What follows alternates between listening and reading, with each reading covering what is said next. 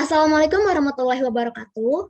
Kami dari kelompok 7 pada kesempatan kali ini akan membahas materi presentasi mengenai akuntansi sewa.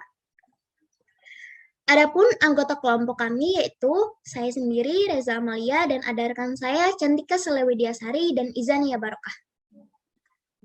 Langsung saja kita ke pembahasan. Yang pertama kali akan dijelaskan oleh rekan saya, Cantika. Gapnya terlalu lama. Sewa adalah setiap kegiatan pembiayaan perusahaan dalam bentuk penyediaan barang-barang modal untuk digunakan oleh suatu perusahaan dalam suatu jangka waktu secara berkala, disertai dengan hak pilih atau option bagi perusahaan tersebut untuk membeli barang-barang modal yang bersangkutan atau memperpanjang jangka waktu sewa berdasarkan nilai sisa yang telah disepakati bersama. Memperhatikan batasan di atas, tampak hanya menampung satu jenis SGU yang lazim disebut dengan sewa pembiayaan atau finance lease. Selanjutnya, terdapat Keputusan Menteri Keuangan nomor 1215/013/1988 telah tanggal 20 Desember 1988 jenis kegiatan 8013 telah diperluas sehingga batasannya menjadi berikut ini. Perusahaan sewa atau leasing company atau lessor adalah badan usaha untuk melakukan kegiatan pembiayaan dalam bentuk menyediakan barang modal, baik secara financial lease maupun operation lease, untuk digunakan oleh penyewa selama jangka waktu tertentu berdasarkan pembayaran secara berkala.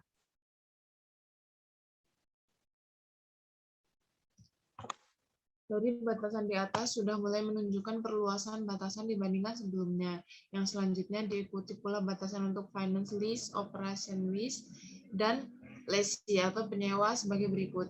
Yang pertama, sewa pembiayaan atau finance lease adalah kegiatan sewa di mana penyewa pada akhir masa kontrak mempunyai hak opsi untuk membeli objek sewa berdasarkan nilai sisa yang disepakati bersama. Yang kedua ada sewa operasi atau operation lease adalah kegiatan sewa di mana penyewa tidak mempunyai hak opsi untuk membeli objek sewa. Yang ketiga ada penyewa atau lessee adalah perusahaan atau perorangan yang menggunakan modal dengan pembiayaan dari pihak perusahaan sewa atau lessor. Nah, selanjutnya ada klasifikasi sewa. Secara umum, sewa mempunyai dua klasifikasi dasar seperti yang disampaikan dalam PSAK nomor 30 revisi tahun 2007, yaitu nomor 1, sewa pembiayaan atau finance lease. Sewa pembiayaan adalah sewa yang mengalihkan secara substansial seluruh risiko dan manfaat yang terkait dengan kepemilikan suatu aset. Hak milik pada akhirnya dapat dialihkan, dapat juga tidak dialihkan. Pada sewa pembiayaan, perusahaan sewa atau lessor adalah pihak yang membiayai penyediaan barang modal. Penyewa atau lessee adalah umumnya memilih barang modal yang dibutuhkan dan atas nama perusahaan sewa sebagai pemilik barang modal, melakukan pemesanan, pemeriksaan, serta pemeliharaan barang yang menjadi objek transaksi sewa. Selama masa sewa, penyewa guna usaha melakukan pembayaran sewa berkala, di mana jumlah seluruhnya ditambah dengan pembiayaan nilai sisa atau residual value apabila terjadi.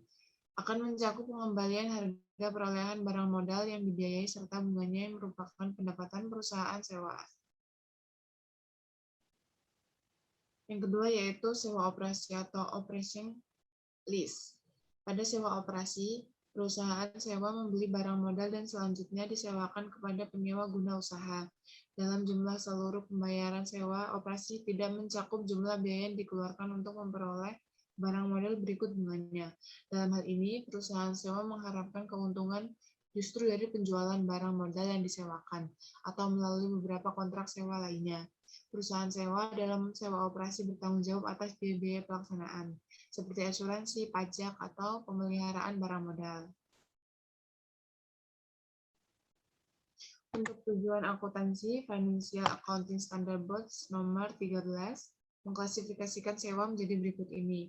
Dari segi lessor, sewa pembiayaan yang terdiri atas yang pertama ada sewa penjualan atau sales type lease. Sewa ini merupakan sewa di mana dalam jumlah transaksi tersebut laba yang diperhitungkan oleh pabrikan atau penyalur yang juga merupakan perusahaan sewa. Yang kedua ada sewa pembiayaan langsung atau direct financing lease. Setiap pembayaran sewa terdiri atas bagian yang merupakan pembayaran pengembalian investasi lessor dalam properti sewaan ditambah unsur laba yang diperkirakan. Yang ketiga ada leverage lease. Transaksi jenis ini melibatkan pihak penyewa atau lesi, perusahaan sewa atau lessor, dan kreditor jangka panjang atau kredit provider yang membiayai bagian terbesar dari transaksi sewa. Oleh karena itu, kreditor jangka panjang menyediakan dana yang besar dan dana yang merupakan bagian lessor, sehingga seperti suatu pinjaman kepada lesi. Kemudian dari segi lesi, sewa operasi terdiri atas yang pertama ada sewa pembiayaan atau financial lease, yang kedua ada operating lease atau true lease, kemudian ada pelaksanaan transaksi sewa. Mengacu pada PSAK nomor 30 tahun 2007 tentang sewa, teknis pelaksanaan sewa mencakup yang pertama ada sewa usaha langsung atau direct lease. Penyewa atau lesi belum pernah memiliki barang modal yang menjadi objek sewa, sehingga atas permintaan perusahaan sewa untuk membeli barang modal dimaksud. Yang kedua ada jual dan sewa balik atau sell and lease back. Pihak lesi terlebih dahulu menjual barang modal yang telah dimilikinya kepada lessor, dan kemudian modal yang sama kemudian dilakukan kontrak sewa antara lesi sebagai pemilik semula dengan lessor. Transaksi sewa dapat dilakukan oleh beberapa perusahaan sewa atau lessor dengan hanya satu penyewa atau lesi yang biasa disebut dengan sewa sindikat atau syndicated lease. Hal tersebut dilakukan karena nilai transaksi terlalu besar atau adanya faktor lain. Penjelasan materi selanjutnya akan disampaikan oleh rekan saya, yaitu Izania Barokah. Keuntungan sewa. Keuntungan bagi lesi yang pertama, lesi dapat menghindarkan diri dari kebutuhan dana besar dengan bunga yang tinggi. Yang kedua, resiko keusangan dapat dihindari atau dikurangi karena lesi dapat menukarkan kepada lessor setelah pemakaian. Yang ketiga, perjanjian kontrak leasing lebih luas. Yang keempat, biaya perusahaan lebih murah. Dan yang kelima, utang di laporan keuangan tidak berubah sehingga rasio leverage tidak berpengaruh. Keuntungan bagi lessor yang pertama yaitu secara hukum lessor berhak menjual barang yang disewa, dan yang kedua secara akuntansi lessor mempunyai hak untuk menyusutkan aset tetap yang disewa karena hak kepemilikannya masih berada pada lessor. Kerugian sewa. Kerugian bagi lesi yang pertama, pihak lesi harus memenuhi berbagai persyaratan yang ditempatkan lessor untuk melindungi barang dalam bentuk pembatasan pengoperasian asuransi dan sebagainya. Yang kedua, kehilangan kesempatan memperoleh keuntungan pada saat akhir sewa. Yang ketiga, barang yang diterima tidak dapat dijadikan jaminan kredit karena tidak dicatat sebagai aset. Yang keempat, hak penggunaan atas barang sewa merupakan aset tak berwujud dan bukan aset tetap. Yang kelima, dalam hal menggunakan khususnya sewa pembiayaan akan menjadi kurang tepat apabila lesi hanya membutuhkan aset jangka pendek. Kerugian bagi lessor. Yang pertama, mempunyai resiko yang besar apabila barang yang disewa mendapat tuntutan dari pihak ketiga. Yang kedua, tidak dapat melakukan tuntutan atau komplain lessor kepada pabrik atau langsung kepada pemasok seharusnya lesi sebagai pengguna barang. Praktik akuntansi sewa. Kriteria yang harus dipenuhi lesi agar dianggap sebagai sewa pembiayaan. Yang pertama, lessor akan memudahkan hak kepemilikan aset pada lesi yaitu pada akhir periode sewa berakhir. Yang kedua, dalam kontrak sewa ada alternatif membeli atau tidak membeli. Yang ketiga, jangka waktu sewa 75% atau lebih dan pada taksiran umur ekonomi dari aset yang disewakan, dan permulaan masa sewa tidak jatuh pada sisa 25% dari umur ekonomis aset yang disewakan. Yang keempat, nilai sekarang atau present value dari pembayaran sewa adalah permanen. Sewa minimum harus sama atau lebih besar dari 90% atau lebih dari pasar wajar bagi lessor setelah dikurangi kredit investasi executory cost, yaitu biaya pemeliharaan asuransi dan pajak yang ditahan lessor. Pembayaran dimaksud tidak dapat digunakan apabila sewa dinilai pada sisa 25% umur ekonomis dari aset yang disewakan. Dalam bentuk nilai sekarang, suku bunga yang digunakan adalah suku bunga pinjaman yang berlaku bagi lesi kecuali terdapat suku bunga implisit yang tidak rendah. Bagi lesi, salah satu dari persyaratan di atas harus terpenuhi untuk dapat dianggap sebagai sewa pembiayaan. Apabila ternyata terpenuhi, maka dianggap sebagai sewa operasi. Selanjutnya, kriteria bagi lessor apabila salah satu dari keempat kriteria tersebut terpenuhi untuk dapat dan juga memenuhi kriteria sebagai berikut. Yang pertama, kemungkinan pembayaran minimum tertagih dapat diramalkan secara wajar atau reasonable. Yang kedua, tidak adanya kepastian yang memadai atau reasonable certain mengenai jumlah biaya yang tidak dapat diminta kembali yang dikeluarkan oleh lessor untuk aset yang disewakan. Apabila kriteria di atas terpenuhi, maka sewa digolongkan menjadi sales type lease, direct financing lease, atau leverage lease. Sebaliknya, apabila tidak terpenuhi, akan dikelompokkan ke dalam sewa operasi. Perhitungan pembayaran sewa. Pada saat perjanjian sewa diadakan, yaitu antara pihak lesi dan lessor, ditentukan juga cara pembayarannya, yaitu payment in advance, yaitu pembayaran sewa dilakukan di depan, dan payment in arrears, yaitu pembayaran sewa dilakukan di belakang. Rumusan yang digunakan untuk penghitungan tersebut sebagai berikut. Dalam perlakuan PPh atas sewa, masalah kegiatan sewa atau leasing adalah kegiatan pembiayaan dalam bentuk penyediaan barang modal baik secara sewa dengan hak opsi maupun sewa tanpa hak opsi untuk digunakan oleh lesi selama jangka waktu tertentu berdasarkan pembayaran secara berkala.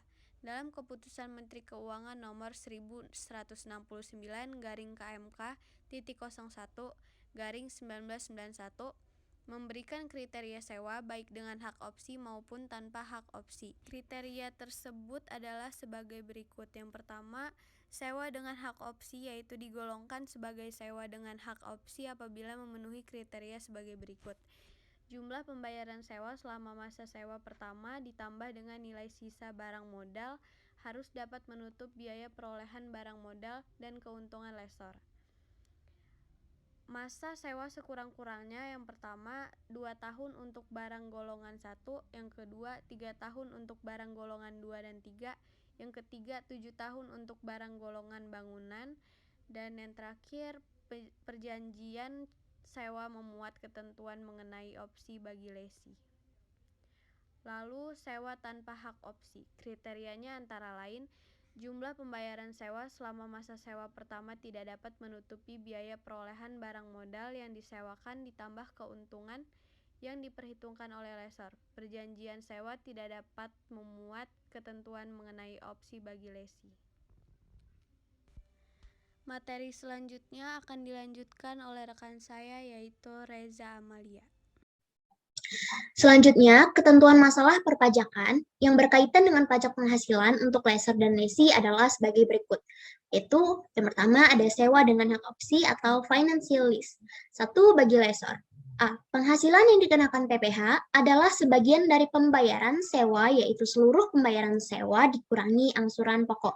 Dalam hal sewa sindikasi, imbalan jasa bagi masing-masing anggota dihitung secara proporsional sesuai dengan perjanjian antar anggota sindikasi. B. Lessor tidak boleh melakukan penyusutan atas barang modal yang disewakan. Selanjutnya C. Lessor dapat membentuk cadangan penghapusan piutang ragu-ragu setinggi-tingginya 2,5% dan rata-rata saldo awal dan saldo akhir piutang sewa, yaitu jumlah seluruh pembayaran sewa yang meliputi angsuran pokok atau prinsipal dan bunga. Cadangan penghapusan piutang ragu-ragu yang dibentuk dapat dikurangkan dari penghasilan bruto tahun pajak yang bersangkutan. D. Besarnya angsuran PPh pasal 25 untuk setiap bulan adalah jumlah PPh sebagai Hasil penerapan hasil undang-undang pajak penghasilan terhadap PKP atau pengusaha kena pajak berdasarkan laporan triwulan terakhir yang disetahunkan bagi 12 bulan.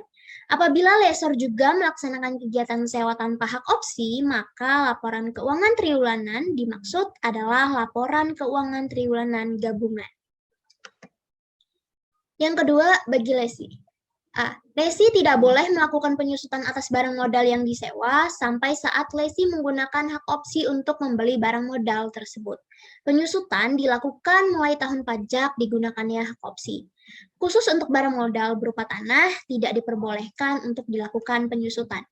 B. Dasar penyusutan yang dipakai setelah lesi menggunakan hak opsi untuk membeli barang modal tersebut adalah nilai sisa atau residual value barang modal yang bersangkutan. C. Pembayaran sewa yang dibayarkan atau terutang kecuali pembebanan atas tanah merupakan biaya yang dapat dikurangkan dari penghasilan bruto sepanjang transaksi sewa tersebut dapat digolongkan sebagai sewa dengan hak opsi. Yang ketiga, atas pembayaran sewa yang dibayar atau terutang oleh lesi tidak dilakukan pemotongan PPh pasal 23. Perlakuan PPh pasal tersebut pada butir A, butir B, dan butir C mulai berlaku terhadap sewa yang kontraknya ditandatangani setelah berlakunya keputusan Menteri Keuangan tersebut. Selanjutnya adalah sewa tanpa hak opsi. 1. Bagi lessor. Seluruh pembayaran sewa diterima atau diperoleh merupakan objek PPh. Pembebanan biaya penyusutan atas barang modal yang disewakan dimulai pada tahun pajak barang modal yang bersangkutan. Khusus terhadap barang modal berupa tanah, tidak diperbolehkan untuk disewakan. Lessor tidak diperkenankan membentuk cadangan penghapusan piutang ragu-ragu. Yang kedua, bagi lesi. Lesi tidak boleh melakukan penyusutan atas barang modal yang disewakan. Pembayaran sewa yang dibayarkan atau terutang adalah biaya yang dapat dikurangkan dari penghasilan bruto. Yang ketiga, atas pembayaran sewa yang dibayarkan atau terutang oleh lesi, wajib dipotong PPh pasal 23. Dasar perhitungan pemotongan PPh pasal 23 adalah penerimaan sewa bruto. Selanjutnya, kita akan membahas mengenai penyerahan jasa dalam kategori sewa. Sebagai objek PPN, sebagaimana diatur dalam pasal 4 ayat 1 huruf C, bahwa pengusaha yang melakukan kegiatan penyerahan jasa kena pajak meliputi baik pengusaha yang telah dikukuhkan sebagai pengusaha kena pajak maupun pengusaha yang belum dikukuhkan sebagai pengusaha kena pajak. Selanjutnya, pasal 4 ayat 3 huruf D, bahwa kelompok jasa keuangan dikategorikan sebagai jenis jasa yang tidak dikenakan PPN. Salah satu jasa keuangan yang dimaksud yaitu jasa pembiayaan sewa dengan hak opsi. Sebagai contoh, ayat jurnal diperlukan perlu memperhatikan apakah sewa guna usaha tersebut tidak memiliki atau memiliki hak opsi. Jadi maksudnya adalah kelompok jasa keuangan itu yang dikategorikan sebagai jenis jasa yang tidak dikenakan PPN, salah satunya adalah pembiayaan sewa dengan hak opsi. Jadi kalau dia tanpa hak opsi, maka dia dapat dikategorikan sebagai jenis jasa yang dapat jasa keuangan yang dapat dikenakan PPN. Berikut ini adalah ayat jurnal yang dibuat bila sewa guna usaha itu tidak memiliki hak opsi, sehingga dikategorikan sebagai sewa menyewa biasa pada umumnya. Contohnya, ada PT Asiaran yang telah dikukuhkan sebagai pengusaha kena pajak menyewakan alat berat seharga Rp70 juta per bulan. Dengan pola SGU atau sewa guna usaha tanpa hak opsi kepada PT Pembangunan yang juga telah dikukuhkan sebagai pengusaha kena pajak. Perhitungan sewa tersebut dilakukan sebagai berikut. Oke, harga sewa per bulannya itu kan tadi Rp70 juta per bulan. Lalu PPN itu cara mencarinya tarif dikali dengan DPP. Tarif PPN 10% dan DPP-nya adalah Rp70 juta. Maka kita dapat Rp7 juta. Harga sewa ditambah dengan PPN itu hasilnya adalah Rp77 juta. Selanjutnya untuk mencari PPh pasal 23-nya, itu kita pakai tarif dikali dengan DPP.